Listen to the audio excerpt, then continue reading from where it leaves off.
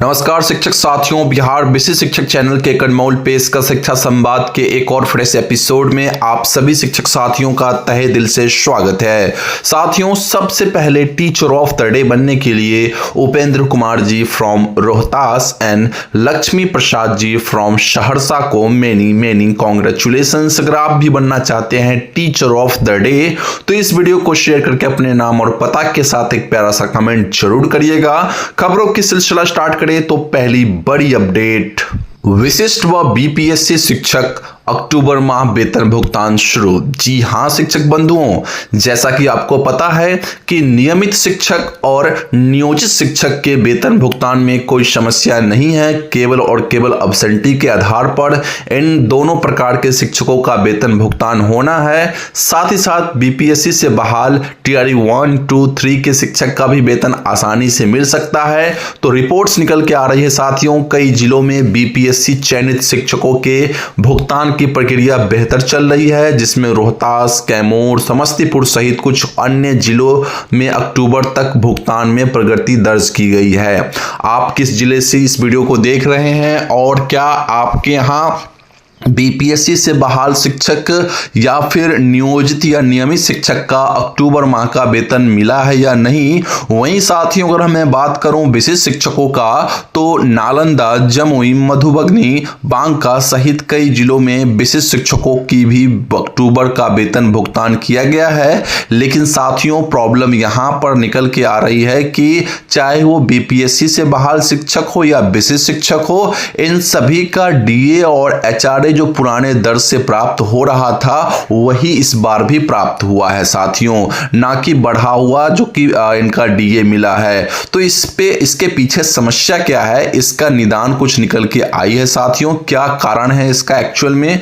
तो साथियों, विशेष शिक्षकों के डीए एचआरए बढ़ोतरी पर एचआरएमएस का आया जवाब। जी हां साथियों, एक हमारे शिक्षक बंधुओं ने एचआरएमएस टीम से ईमेल पर एक प्रश्न पूछा था, जिसका शीर्षक यही था कि डीए एचआरए में बढ़ोतरी क्यों नहीं हो रही है।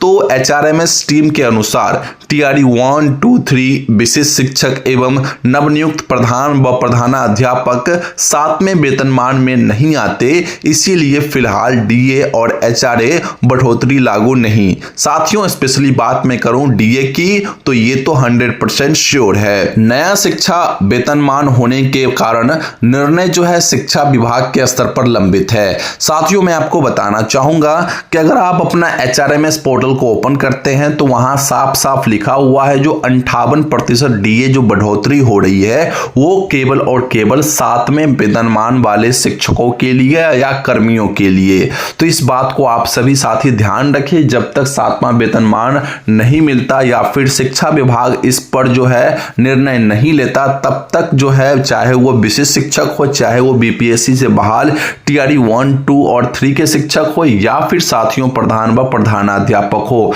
इन सभी को 50% डीए और पुराना एचआरए ही मिलेगा, ना कि 58% डीए और एक्यूरेट एचआरए मिलेगा। इस बात को आप सभी साथी ध्यान रखें और इस पर आप क्या सोचते हैं कमेंट बॉक्स में जरूर बताएं।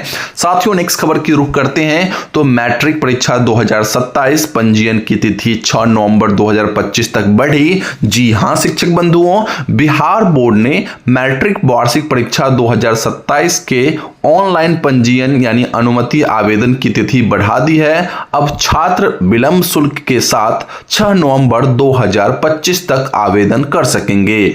20 अक्टूबर तक या 23 अक्टूबर से 6 नवंबर के बीच आवेदन करने वाले विद्यार्थियों को घोषणा पत्र विद्यार्थी, अभिभावक और प्रधानाध्यापक के हस्ताक्षर कराकर बोर्ड पोर्टल पर अपलोड करना होगा। साथियों, मैं आपको बता दूं, इससे पूर्व कल के वीडियो में मैंने आपको इन्फॉर्म किया था कि बिहार बोर्ड ने इंटर परीक्षा का जो है तिथि को जो है बढ़ा दिया है, उसके फॉर्म भरने की तिथि को। एंड नाउ आज की जो अपडेट निकल के आई है साथियों, मैट्रिक परीक्षा 2027 से रिगार्डिंग है कि इसकी जो पंजीयन की तिथि है वो अब 6 नवंबर 2025 तक बढ़ा दिया गया है। तो इस बात को आप सभी साथी ध्यान रखेंगे और हम बढ़ते हैं नेक्स्ट अपडेट की ओर। उससे पहले साथियों, अगर चैनल पे फर्स्ट टाइम विजिट कर रहे होंगे, जुड़ रहे होंगे या लगातार हमारे वीडियोस को देख रहे हैं, लेकिन आप एक गलती कर रहे हैं कि आप हमारे चैनल को सब्सक्राइब नहीं कर रहे हैं। साथियों, ये करना बिल्कुल मुफ्त है, आप कर सकते हैं यहाँ पे एक क्लिक से हमारे चैनल को सब्सक्राइब,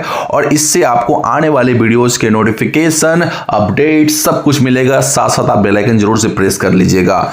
नेक्स्ट खबर की रुख करते हैं साथियों, तो बड़ा बदलाव। जी हाँ साथियों, सरकारी स्कूलों में अब बच्चों की ऑनलाइन उपस्थिति। जी हाँ शिक्षक बंधुओं, बिहार शिक्षा परियोजना परिषद ने निर्देश जारी करते हुए बताया है कि अब फेशियल रिकॉग्निशन सिस्टम से प्राथमिक से उच्च माध्यमिक तक सभी विद्यार्थियों की ऑनलाइन हाजिरी दर्ज होगी। सभी स्कूलों को 2-2 टैबलेट उपलब्ध कराए जा चुके हैं और निजी एजेंसी को संचालन की जिम्मेदारी मिली है।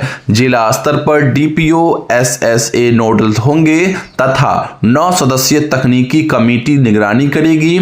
इस व्यवस्था से एमडीएम व अन्य योजनाओं में होने वाले फर्जीवाड़े पर रोक लगेगी। साथियों, इस बात को आप सभी ध्यान रखेंगे कि चुनाव बाद या फिर ये छुट्टी के बाद आपको ये काम करना पड़ सकता है, जहां पे बच्चों को जो है ऑनलाइन उपस्थिति बनवानी होगी, जिसके लिए विभाग ने हर एक विद्यालय में न्यूनतम 2-2 टैबलेट तो उपलब्ध कराए हैं। वहीं हायर स्कूलों वगैरह में 3-3 टैबलेट उपलब्ध कराए गए हैं। तो अब साथियों, टैबलेट का यूज शिक्षक अपने अटेंडेंस के लिए और बच्चों के अटेंडेंस के लिए कर सकते हैं, क्योंकि टैबलेट में इसके अलावा और कोई जो है विकल्प नहीं उपलब्ध है। कोई और ऐप वहां उस पर रन नहीं करता है, केवल और केवल ई शिक्षा कोष ऐप ही रन करता है। उसके जो है क्रोम मॉडल भी यूज नहीं हो पा रही है। खैर, बढ़ते हैं नेक्स्ट अपडेट की ओर साथियों। अगली खबर जो निकल के आ रही है, प्रधान शिक्षकों का वेतन भुगतान हुआ बाधित। जी हां शिक्षक बंधुओं, जैसा कि आपको पता होगा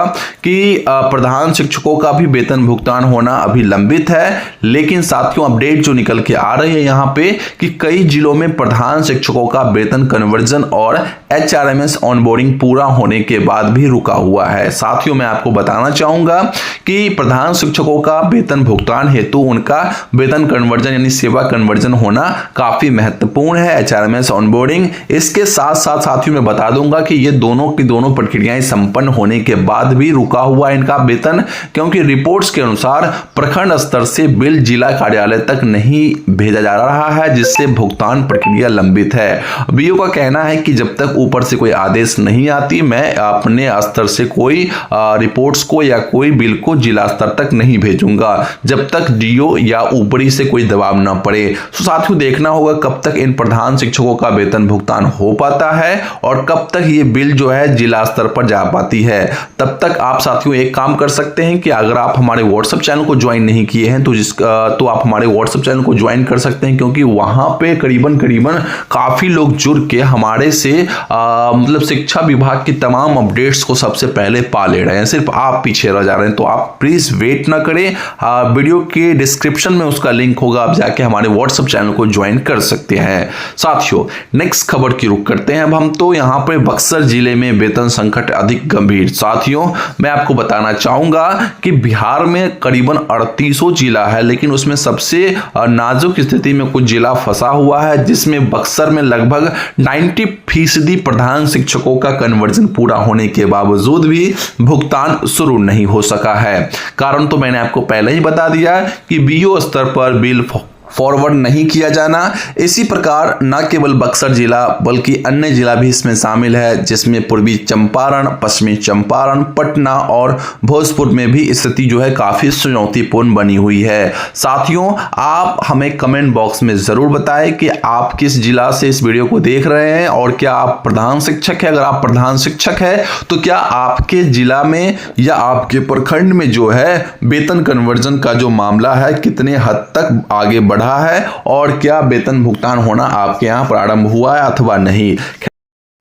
वहीं विशिष्ट शिक्षकों की सैलरी फिक्सेशन पर उठा सवाल, मचा बवाल, क्योंकि साथियों विशिष्ट शिक्षकों की वेतन निर्धारण प्रक्रिया धीमी है और कई जगहों से शिकायतें हैं कि विशिष्ट शिक्षकों की वेतन फिक्सेशन में अनावश्यक विलंब किया जा रहा है। इसका असर अन्य शिक्षकों के वेतन भुगतान पर भी पड़ रहा है। साथियों जैसा कि आपको पता है, मैंने अपने पिछले वीडियो में इन्फॉर्म किया था आपको, अपने व्हाट्सएप चैनल पे भी इन्फॉर्म किया था आपको कि भाई 21 अक्टूबर को जो है वीसी हुई थी, जहां पे इस प्रक्रिया को जल्द से जल्द समाप्त कर जो है शिक्षकों का वेतन भुगतान होना शुरू करने का आदेश दिया गया था। इसके बाद 22 अक्टूबर को पत्र भी जारी किया गया, लेकिन साथियों आज 24 अक्टूबर हो जाने के बावजूद बहुत सारे जिलों, लगभग जिला मान सकते हैं कुछ एक जिलों को छोड़कर, जहां पे वेतन भुगतान होना प्रारंभ हो चुका है, बाकी लगभग सारे जिले में जो है ये प्रक्रिया कहीं ना कहीं धीमा पड़ा हुआ है, सुस्त पड़ा हुआ है, बहुत ही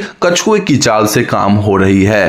तो देखना होगा साथियों कि ये अनावश्यक विलंब किया क्यों जा रहा है। क्या लगता है कि ये अनावश्यक विलंब का कारण क्या हो सकता है? इसका रिपोर्ट्स आप हमें कमेंट बॉक्स में बताएं, आप अपनी राय कमेंट बॉक्स में बताएं, मैं आपके कमेंट्स का इंतजार करूंगा।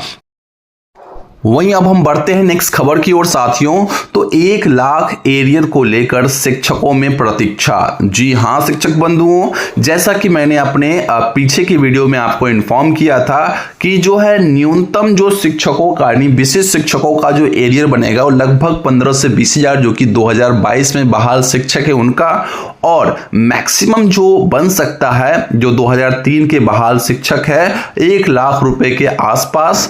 तो इन सभी प्रकार के विशिष्ट शिक्षकों के लगभग 1 लाख रुपए एरियर को लेकर विभाग स्तर पर प्रक्रिया जारी है।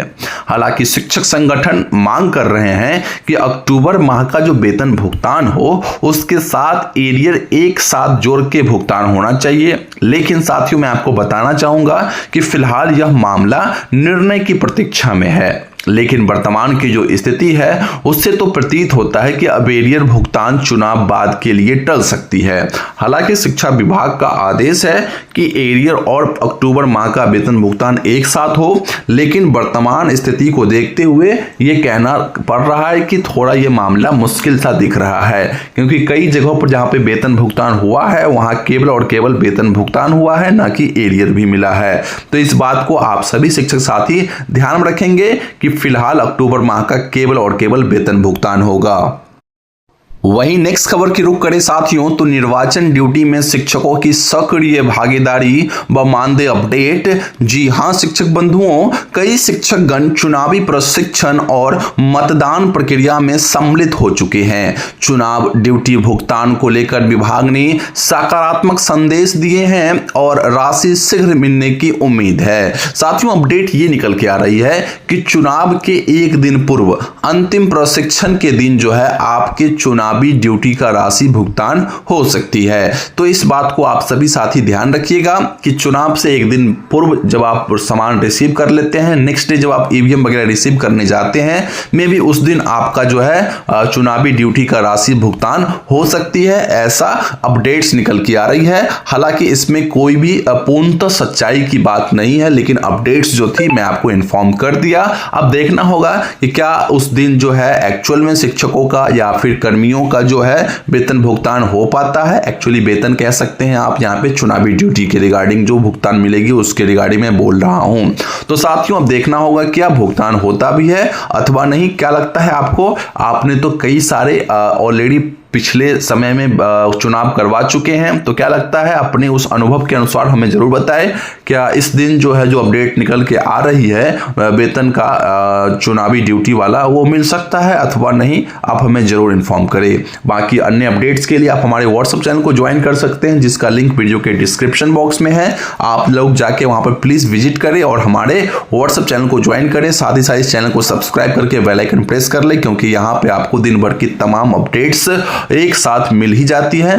तो इस चैनल को सब्सक्राइब कर ले एंड मिलते हैं हम आपसे अगली वीडियो में। तब तक के लिए साथियों जय हिंद।